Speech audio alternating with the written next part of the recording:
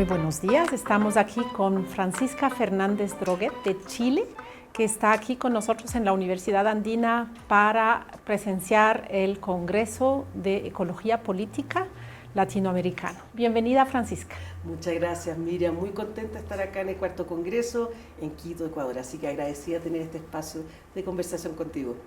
Francisca, tú eres una pensadora militante de Chile, eres feminista, eres ecologista, también eres académica. Quisiera invitarte a contarnos un poco todas esas facetas de tu biografía. Hoy sí, bueno, quizás lo más importante, integro el movimiento por el agua y los territorios. Es un movimiento que se creó hace alrededor de 11 años en Chile, en una lucha muy importante que es por la desprivatización de las aguas. Pero un movimiento en que participamos organizaciones territoriales y pueblos. Entonces yo participo en tanto Somos Cerro Blanco, que es una experiencia de recuperación de un cerro en Chile, en Santiago, en la comuna de Recoleta, hace 22 años, donde realmente hemos reconstruido un ecosistema donde ahí nos hemos ido articulando con organizaciones indígenas, aymara, mapuche, también desde nuestra descolonización de nuestro mestizaje. Entonces ahí participo en Movimiento del Agua y también de un espacio digital de comunicación que se llama Gaceta Ambiental.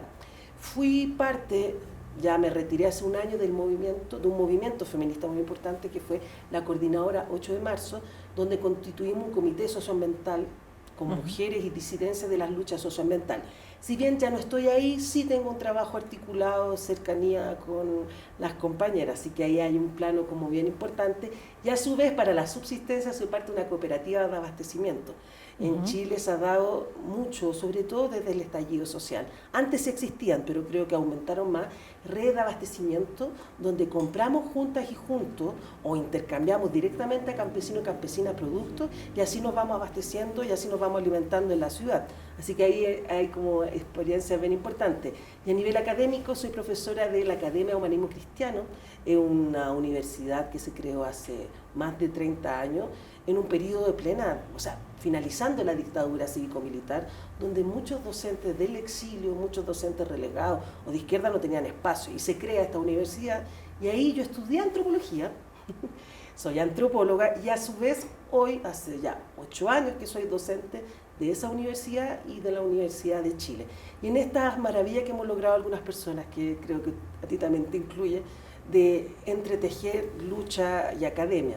Trabajo mucho temas de conflicto socioambiental, sobre todo en temas de agua, en términos de también el impacto del agronegocio, el modelo forestal y la megaminería. Ahí hay un campo de acción, y también lo que podríamos llamar ecofeminismo, aunque nosotras hemos ido creando otras categorías, feminismos territoriales, feminismos de los pueblos, pero en esta relación entre extractivismo y patriarcado, y cómo hay prácticas también de resistencia desde economías territoriales, cuidados de semillas, y a su vez hace hartos años trabajo en la Defensoría Penal Pública.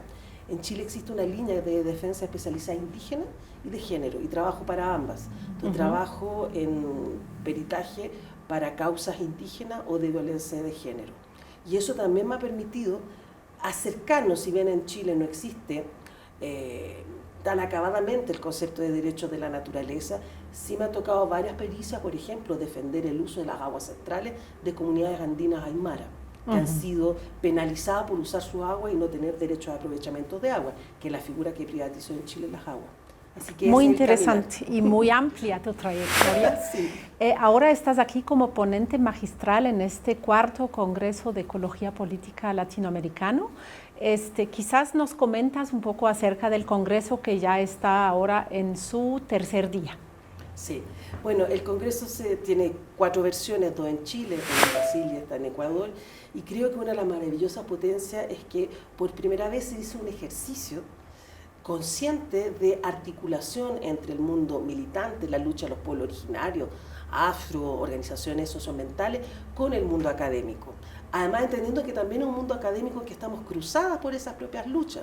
Entonces han habido cosas interesantes, hay una estructura como de plenaria, donde se abordan grandes temas, transición post-extractivista, ecofeminismo, procesos constitucionales en Apia-Yala, y por otra parte hay modalidades tipo talleres y ruedas, todas presenciales.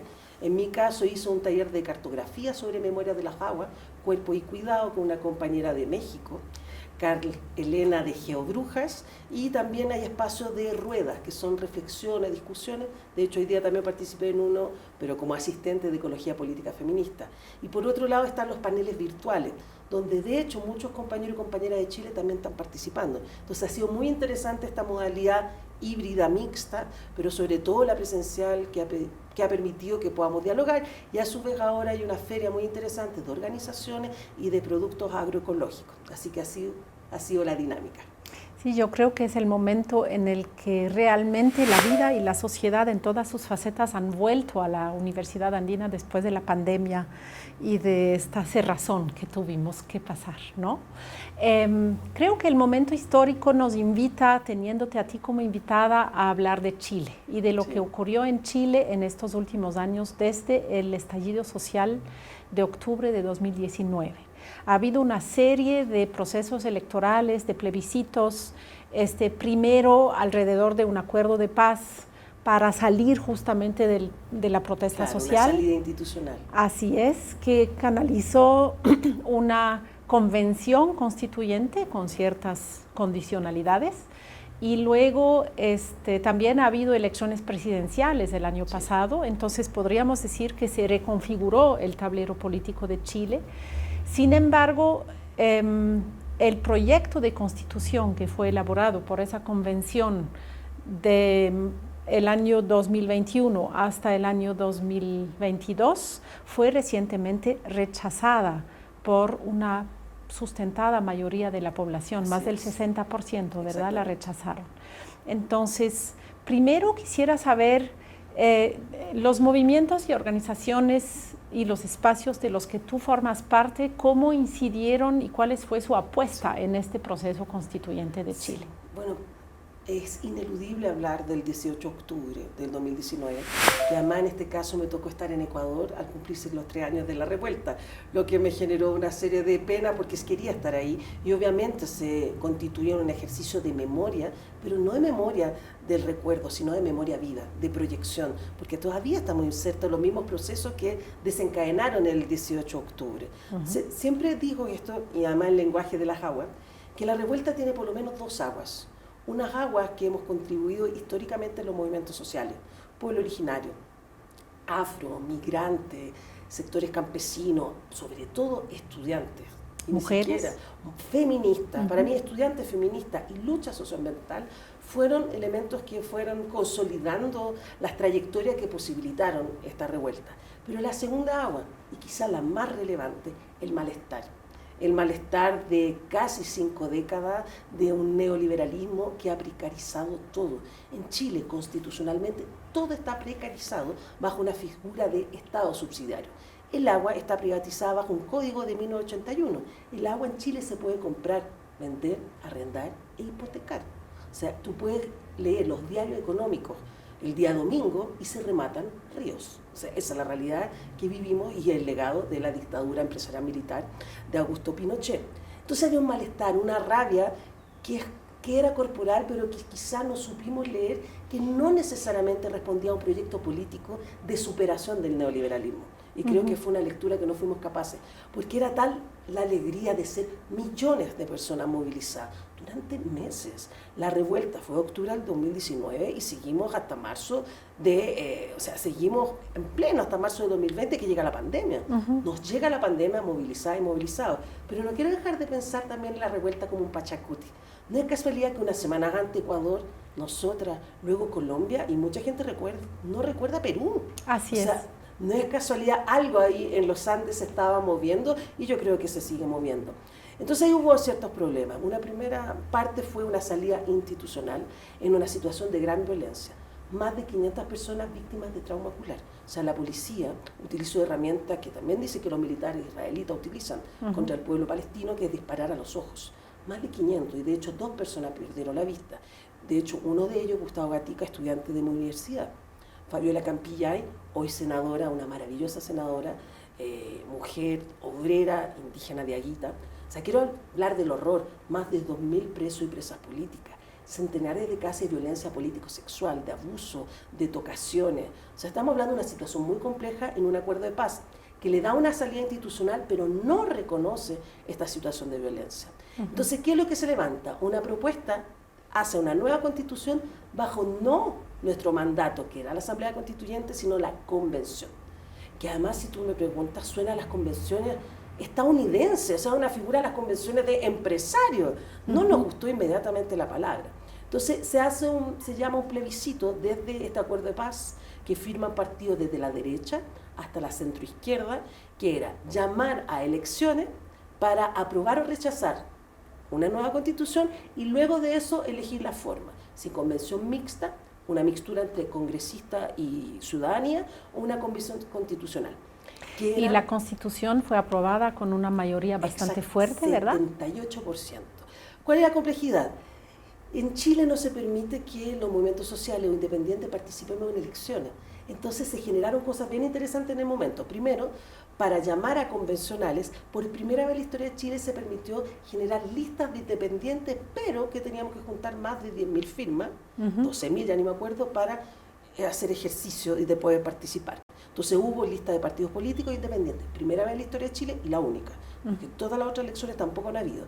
Segundo, por primera vez se incorporó la paridad de género, que creo que ha sido uno de los mayores aportes tanto en el proceso como en lo que fue la construcción de la propuesta de nueva constitución, en que, o sea, somos más del 50% en el sentido común. Por primera vez en la historia de Chile, escaños reservados para los pueblos indígenas. También con la claridad, escaños reservados para los pueblos afro se rechazó. O sea, por eso tenía restricciones como ciertas potencialidades. Y así fue que 155 convencionales, donde yo diría más o menos como unos 80, o sea, más de la mitad, eran o de territorio o de movimientos sociales. O sea, por primera vez gente de distintos espacios del feminismo, de la lucha socioambiental y además de pueblos originarios participando en este proceso, con la maravilla de ser nombrada como primera presidenta Elisa Loncón, una mujer mapuche, profesora que ha trabajado el tema lingüístico, doctora en estudios lingüísticos, que asume y que además la acompaña la Machi Francisca Linconado, una autoridad originaria que además había sido criminalizada 3 veces y 2 veces el Estado chileno la había tenido detenida. Entonces imagínate lo que fue para los pueblos. Claro, fueron los tiempos en los que Chile realmente hizo historia y todos miramos hacia Chile en estos tiempos y nos llenaba de esperanza realmente este proceso, como parecía haber señales de cambio profundo, de cambio cultural también, ¿no? Que ahora afloraba. ¿Cuáles serían, según tu perspectiva, los hitos del nuevo proyecto de constitución? ¿Qué se había logrado en esa constitución? Sí, a ver, hay cosas como importantes, porque en esta construcción de los hitos, para mí el primer gran hito es que por primera vez también, insisto, todo esto es muy importante señalar, se creó un mecanismo que se llamó Iniciativas Populares de Norma. O sea, tú juntando una X cantidad de firmas, entre organizaciones, personas, podías presentar proyectos para debatir en la nueva Constitución. Y así que como Movimiento por el Agua y los Territorios y otras organizaciones socioambientales, propusimos una iniciativa popular de norma por el agua, los glaciares y los derechos de la naturaleza, que fue una de las 10 más votadas en Chile. Y donde nuestro planteamiento era desprivatización del agua, reconocimiento de los derechos de la naturaleza, generación de una defensoría de la naturaleza, el derecho del agua, el derecho humano al agua, el derecho al saneamiento, el reconocimiento de los distintos cuerpos de agua. O sea, yo diría que en este ámbito, primero, la plurinacionalidad en un país, insisto, tan racista y colonial, se logra instalar como primer hito. Chile es un Estado plurinacional, ecológico. O sea, se incorpora la noción de lo socioambiental y por otra parte el tema feminista, se incorpora los derechos sexuales y reproductivos. Entre las 10 más votadas también estuvo una iniciativa popular de norma contra la violencia hacia las mujeres, las niñas y las disidencias, donde nosotros también participamos de esa iniciativa. Entonces, hay un proceso. Cuando dices más votada, ¿qué implica? ¿Más votada entre los 155 convencionales? 1.000 iniciativas populares de norma. 1.000. Ya. Y de esas 1.000 fuimos de las 10 más votadas, 1.000 iniciativas. Pero votada por las firmas que las respaldaban. Tú tenías que tener más de 12.000, nosotros tuvimos 28.000 para presentarla. Perfecto. Y al mismo tiempo los convencionales presentaban sus propuestas y obviamente en articulación. Entonces nosotros presentamos esta iniciativa, por lo menos lo socioambiental, y los convencionales del Movimiento del Agua logramos tener 6. Y de hecho la presidenta de la Comisión de Medio Ambiente y Naturaleza, Camila Zárate, es del Movimiento por el Agua, y ellos presentaron un estatuto del agua y nosotros la iniciativa popular de norma que permitió crear el capítulo número 3 de la propuesta de la nueva Constitución. Entonces, piensa tú, la maravilla de poder hablar de lo plurinacional, hablar de interculturalidad, hablar de la defensoría de la naturaleza, hablar de el agua como un bien común inapropiable, tener un ítem de los derechos de la naturaleza, hablar del maritorio, por primera vez surgen conceptos así, el cuidado de las semillas nativas, el reconocimiento de la agricultura familiar, la pesca artesanal. Estamos hablando de un país absolutamente neoliberal. Entonces fueron temas muy sensibles, o el derecho a la vivienda, a la ciudad, fueron hitos maravillosos. La desprivatización de la seguridad social también. De la seguridad social, que está vinculada a norma AFP. O sea, era dar término al Estado subsidiario, que en Chile la Constitución de 1980 consagró que la política social está a cargo de los privados, y cuando los privados no pueden cumplir, recién ahí el Estado se hace cargo. Hace que la educación, la salud, la previsión, los bienes comunes naturales, todo esté privatizado. ¿Pero qué pasó? Obviamente... Eso es la gran pregunta. Obviamente en este marco, la derecha, nosotros siempre dijimos, la derecha al día 1, porque además nos parecía insólito, ellos fueron por el rechazo a la nueva Constitución y obviamente presentaron convencionales. Eran menos de un tercio, o sea, no tenían ninguna posibilidad casi de veto, que fue maravilloso. Primera vez también en la historia que la derecha no tenía capacidad de veto en este espacio. Sin embargo, ¿eso qué generó? Que la mayoría no se hizo parte de las comisiones de trabajo, porque como las comisiones eran conformadas por voluntad. Entonces, por ejemplo, nuestras compañeras, la mayoría estaba en la Comisión de Medio Ambiente y Naturaleza, y ellos nada. Y el día 1 empezaron con la campaña del rechazo. O sea, los pueblos, los territorios, los independientes trabajando de cabeza, con un proceso no fácil, ponerse de acuerdo. Nunca es y por fácil. otra parte, la derecha inmediatamente criminalizando, colocando, de cierta forma, haciendo caricatura de los burdos, miren estos que no saben nada, que no son profesionales, o sea, hubo una campaña mediática. Una campaña sobre la ineptitud de los convencionales, fue lo primero ¿verdad? que se trabajó. Y en un país donde tenemos monopolio de prensa, nosotros no tenemos ley de medios en Chile, y el monopolio de la prensa ni siquiera es de la centro, es de la derecha y en algunos casos de la ultraderecha. Entonces, tú te levantabas en la mañana, yo me imagino, una mujer dueña de casa, levantaba, prendía la tele, veía el matinal y todo el rato hablando horrores de la convención. Los canales, se logró que fuera público el debate de la convención, pero en YouTube. Casi nadie lo veía más que nosotros mismos. La televisión pública no le dio ni una cobertura, ni una. O sea, como que no existíamos. ¿Y cuándo daban cobertura? Para ridiculizar. Obvio que siempre hay errores. Entonces hubo un desprestigio desde el inicio del trabajo de la convención, pero creo que esto no puede ser la única razón por un semejante rechazo, ¿cierto? Después fue agudizándose. Falsas noticias llamadas fake news, que también se fueron trabajando desde la derecha. Te podría nombrar por lo menos 3 motivos del rechazo en los argumentos. Me tocó hacer mucha campaña en zona rural, fue una decisión política. Y la primera era contra la plurinacionalidad. ¿Y por qué? Este es el argumento. Ustedes le van a dar más beneficio a los indígenas, significa que si un indígena asesina no va a ir a la cárcel.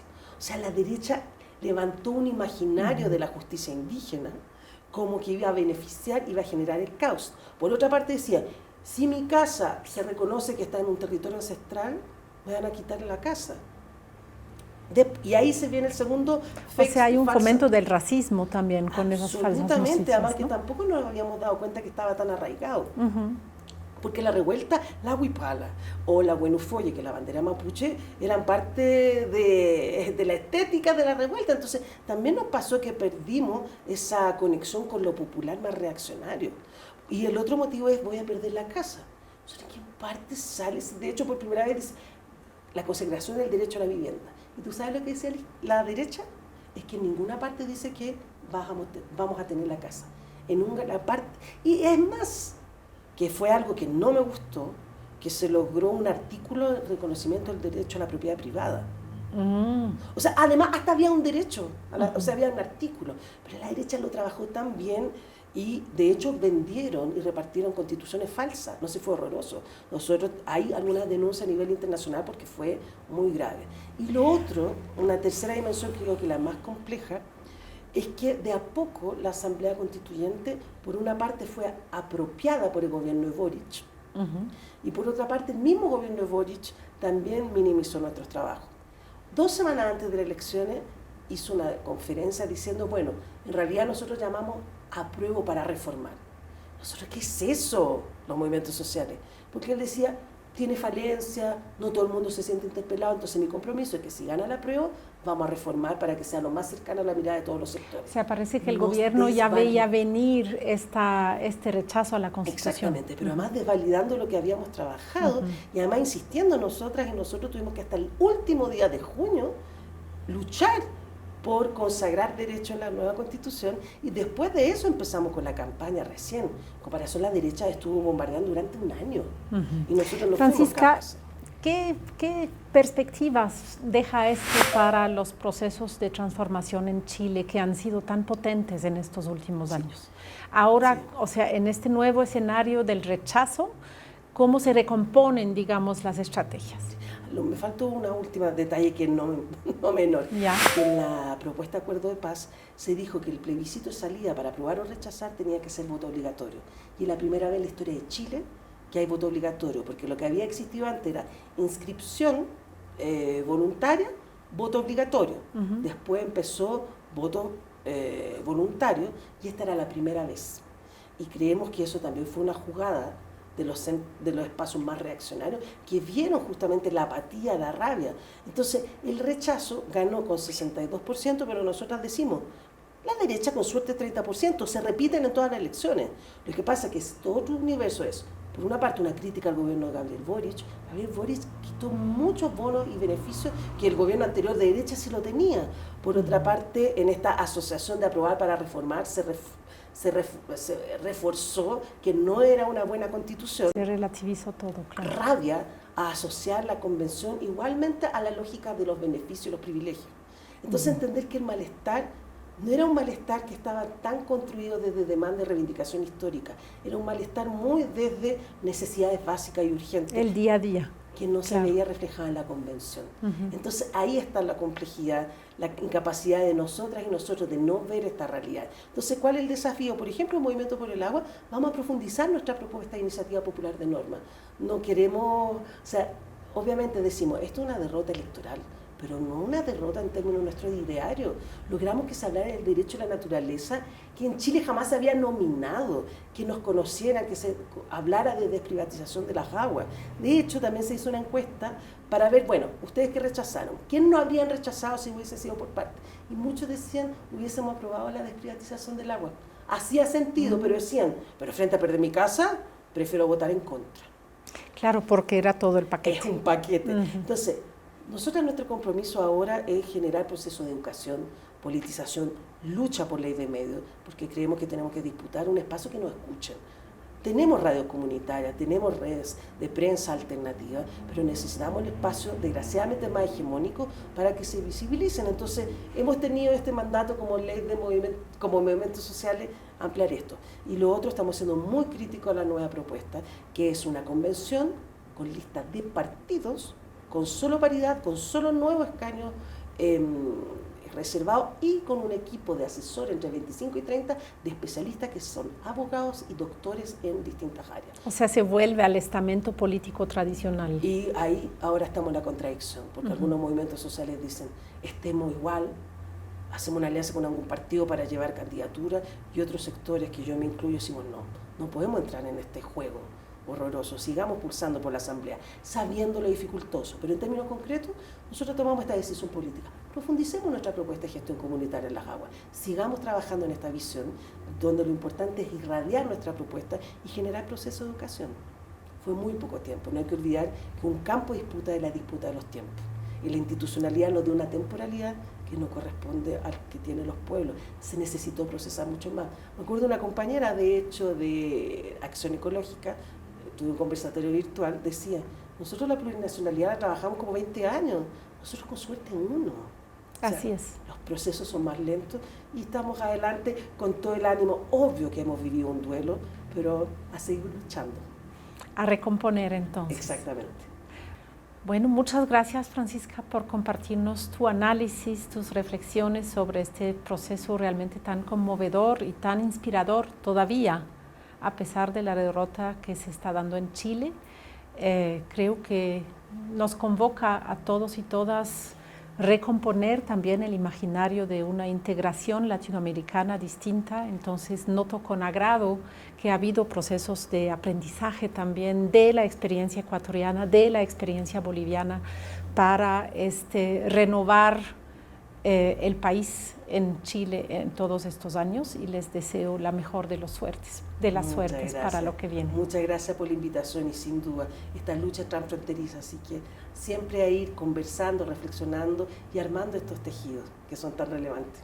Y espero que nos vuelvas a visitar pronto aquí en la universidad y que también podamos colaborar a estos niveles más de reflexión académica, de construcción de docencia alternativa, de otros aprendizajes. Muchas gracias.